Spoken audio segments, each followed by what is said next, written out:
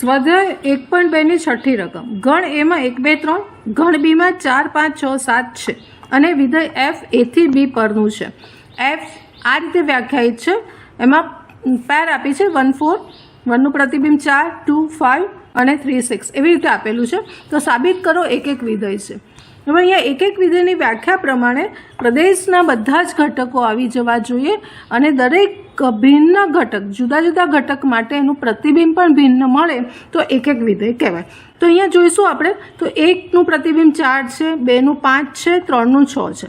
એટલે કે 1 2 3 પ્રદેશના બધા ઘટકો આવી ગયા છે અને એનું અનન્ય પ્રતિબિંબ એટલે કે એક અને માત્ર એક પ્રતિબિંબ એ મળે જ છે અને માટે એને એક એક કહેવાય. એટલે અહીંયા વ્યાખ્યા સીધી આપણે ડાયરેક્ટ લખવાની છે કે અહીંયા પ્રદેશ એ ના દરેક ઘટક માટે અનન્ય પ્રતિબિંબ છે માટે એક એક વિધેય છે.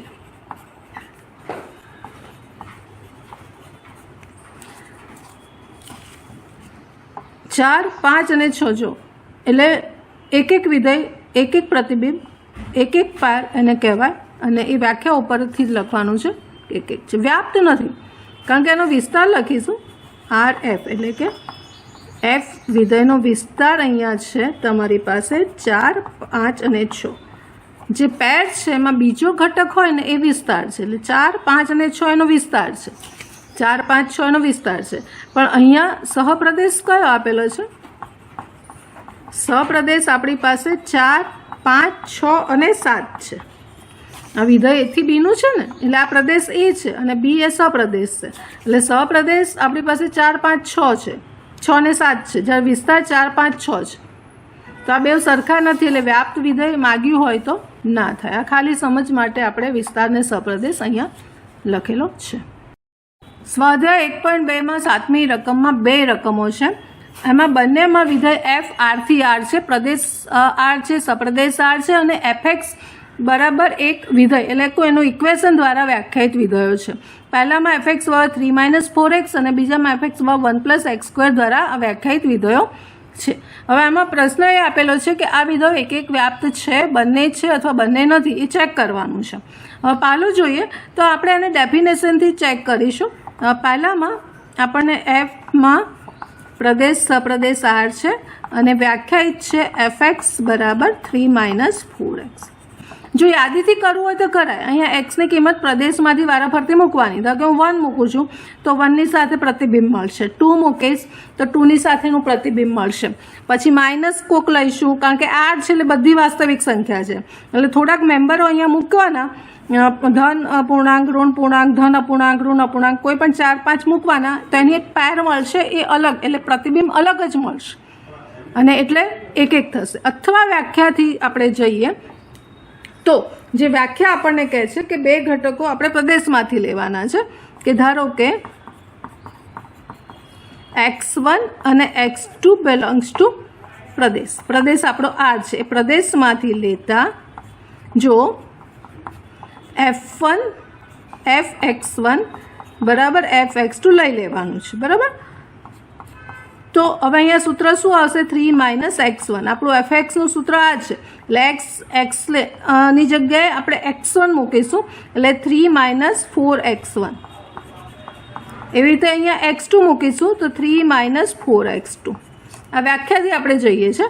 હવે અહીંયા 3 3 જતા રહેશે તો અહીંયા વધશે -4x1 બરાબર -4x2. ફરીવાર -4 - 4 જઈને x1 બરાબર x2 મળશે. આ વ્યાખ્યા છે કે જ્યારે બે પ્રદેશો ભિન્ન ઘટકો એ પ્રદેશમાંથી લીધા હોય અને જો fx1 બરાબર fx2 હોય અને તો x1 બરાબર x2 થાય તો એ એક એક વિધેય કહેવાય. એટલે માટે અહીંયા આપણી પાસે અહીંયા સાબિત થશે કે એ વિધેય f છે એ એક એક છે.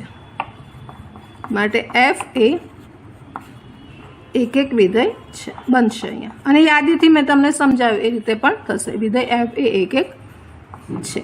હવે વ્યાપ્ત માટે તમે જોશો તો વ્યાપ્ત માટે આપણે કોઈ ઘટકને ધારો કે y બિલોંગ્સ ટુ સપ્રદેશમાં એક ઘટક આપણે લીધો, બરાબર, મળ્યો. તેના માટે આ y માટે કોઈક ઘટક x એ પ્રદેશમાં મળવો જોઈએ જેથી fx બરાબર y થાય. હવે આ x ક્યાંથી શોધવાનો?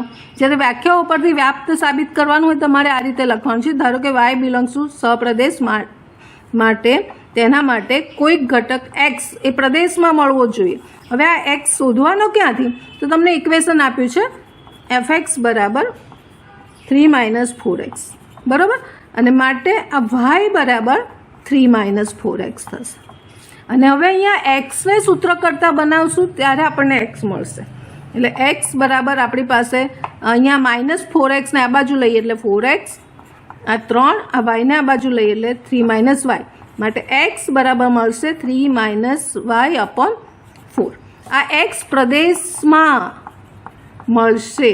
જે આપણે વાય સપ્રદેશમાંથી લીધો એના માટે કોઈક ઘટક એક્સ આ પ્રદેશમાં મળવો જોઈએ. અહીંયા બિલોંગ્સ ટુ પ્રદેશ હોય તો જ આ ઘટક પ્રદેશમાં મળવો જોઈએ. હવે આટલું એક્સને સૂત્ર કરતાં બનાવવાનું આ રીતે, અને અહીંયા પછી બંને બાજુ એફ આગળ એનું મૂલ્ય લખવાનું. તો એફ અને એફ 3 - y/4. હવે આ 3 - y/4નું એફ આગળનું મૂલ્ય તો એ કેવી રીતે લખવાનું? આપણે fx બરાબર y અહીંયા લાવવાનું છે વ્યાપ્તની વ્યાખ્યા પ્રમાણે. fx બરાબર y એટલે અહીંયા મારે y લાવવાનું છે.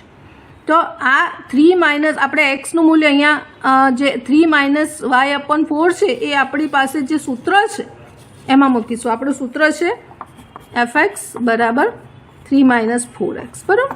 અહીંયા આપણે એક્સની જગ્યાએ આ એક્સ છે એની જગ્યાએ 3 - y/4 લખીશું. એટલે 3 જો આ 3 આ -4 અને એક્સની જગ્યાએ 3 - y/4 આ રીતે લખાશે. હવે આ 4 ઉડી જશે અને અહીંયા શું વધશે? 3, આ -3 માઇનસ અંદર જશે અને માઇનસ પ્લસ y એટલે આ ઉડી જશે. માટે fx બરાબર y થઈ ગયું.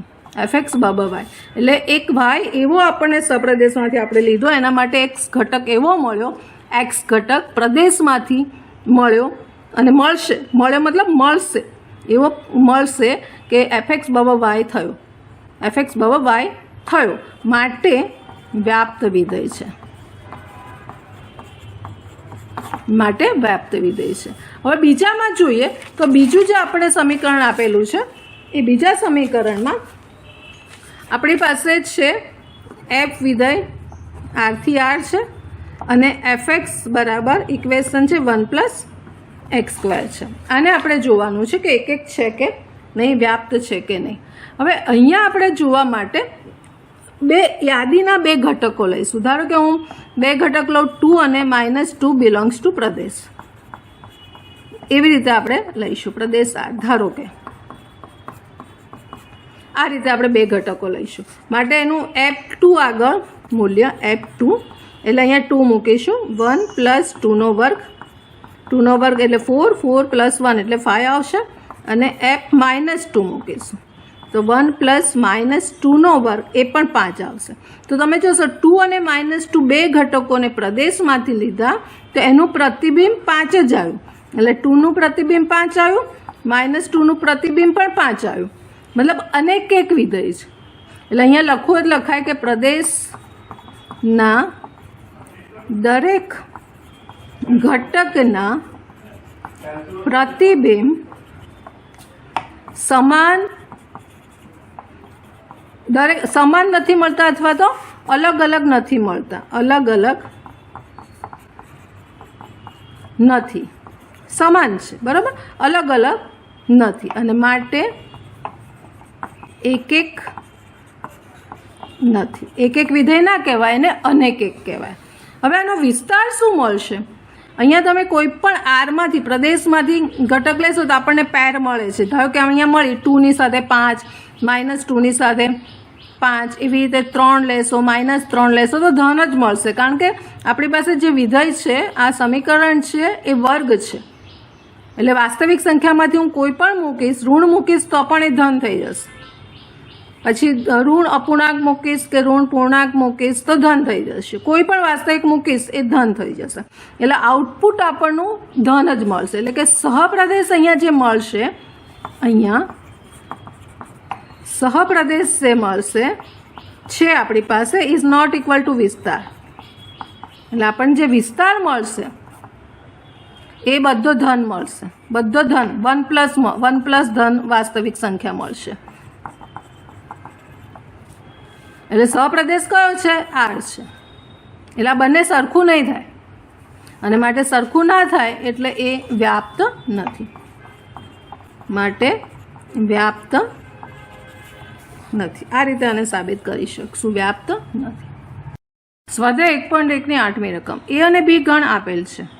સાબિત કરો કે વિધેય f a ક્રોસ b એનો પ્રદેશ છે અને b ક્રોસ a એનો સપ્રદેશ, અને f ab પાર જ્યારે લઈએ છીએ ઇક્વલ ટુ એનું રિઝલ્ટ આઉટપુટ મળે છે b a. ab લીધી હોય તો એનું રિવર્સ તમને એનું આઉટપુટ મળે છે. આના દ્વારા વ્યાખ્યાયિત વિધેય એકક અને વ્યાપ્ત છે એવું સાબિત કરવાનું છે.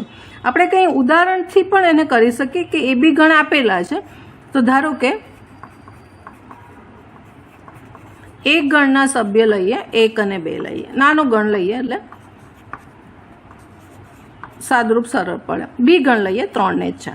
તમે અહીંયા એ બી ઘટકે લઈ શકો, પીક્યુ લઈ શકો, બીજા કોઈ પણ સંખ્યા લઈ શકો.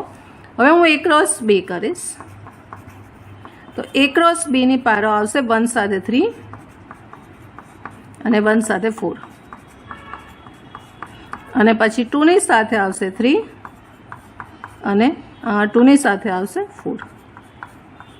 હવે અહીંયા બી ક્રોસ એ કરીએ તો પેર છે એનો ક્રમ બદલાઈ જશે. અહીંયા 3 1, અહીંયા 4 1, અહીંયા 3 2 અને અહીંયા 4 2. આપણી પાસે 4 પેર છે ઘટકો. હવે વિધેય f આપ્યું છે a ક્રોસ b થી b ક્રોસ a. એટલે આ તમારો પ્રદેશ થયો અને આ સપ્રદેશ, બરાબર. હવે એક એક માટે આપણે કરવું છે. અહીંયા એક એક માટે તો એક એકની વ્યાખ્યા શું છે કે પ્રદેશના, આપણી પાસે પ્રદેશ છે અને આ આપણો સહપ્રદેશ છે. પ્રદેશના પ્રત્યેક ઘટક, ભિન્ન ઘટકનું પ્રતિબિંબ આપણને મળવું જોઈએ. એટલે આપણે પહેલી પેર અને ઇક્વેશન આપણી પાસે આ છે જે આપેલું છે અહીંયા. એટલે આપણે પહેલાં ઇક્વેશન લખીએ f a b is equal to b a. આ આપણી પાસે આપેલું છે. એટલે પહેલી પેર મૂકીએ. f આપણી પાસે 1 3 છે એટલે 1 3 મૂકીશું, તેનું આઉટપુટ મળશે 3 1. પછી f બીજી પાર મૂકીએ 1 અને 4 તો એ મળશે આપણને 4 અને 1. એવી રીતે ત્રીજી પાર મૂકીએ 2 અને 3 તો એનો આઉટપુટ મળશે 3 અને 2. અને ચોથી પેર મૂકીશું જે છે 2 અને 4 તો એનું મળશે આપણને 4 અને 2. આ થયો આપણો વિસ્તાર. જે આઉટપુટ મળ્યું એ વિસ્તાર છે. અને આ જે પેરો મળી, એક એક પેર મળી, એટલે તમારે આપણે લખવું હોય તો આ રીતે લખાય. જે પેર લખવી છે 1 3 સાથે 3 1. જેમ આપણે 1 અને 5 પેર લખતા હતા, ખાલી એક એક સંખ્યા હોય તો 1 ની સાથે 1 નું પ્રતિબિંબ 5. એવી રીતે આ 1 3 નું પ્રતિબિંબ શું આવ્યું? 3 1. એવી રીતે અહીંયા બીજું પ્રતિબિંબ લઈએ તો 1 4 જે પ્રદેશના ઘટકો છે એનું પ્રતિબિંબ આવ્યું 4 અને 1. ત્રીજો ઘટક છે 2 અને 3 નું પ્રતિબિંબ આવ્યું 3 અને 2. અને છેલ્લું છે 2 અને 4 નું પ્રતિબિંબ છે 4 અને 2. આપણે મોટો કૌંસ લીધો છે કારણ કે કૌંસના ક્રમ છે એટલે. તો તમે જોશો 1 3 1 4 2 3 2 4 પ્રદેશના ઘટકો છે. આપણી પાસે પ્રદેશ છે એના ઘટકો, એનો અનન્ય પ્રતિબિંબો મળ્યા. તો આ 3 1 છે, 4 1 છે, 2 3. એટલે પ્રદેશના પ્રત્યેક ઘટક, બધા જ ઘટકોના પ્રતિબિંબ ભિન્ન મળશે. માટે એક એક છે. અને હવે તમે વિસ્તાર જોશો તો આ વિસ્તાર છે, તો વિસ્તાર આપણો આ જે સહપ્રદેશ છે ને એ એના બરાબર થશે. માટે વિસ્તાર બરાબર અને વિસ્તાર બરાબર સહપ્રદેશ થશે. માટે વ્યાપ્ત વિધેય છે. એક એક અને વ્યાપ્ત બંને થશે. આ ઉદાહરણથી તમે કરી શકો છો.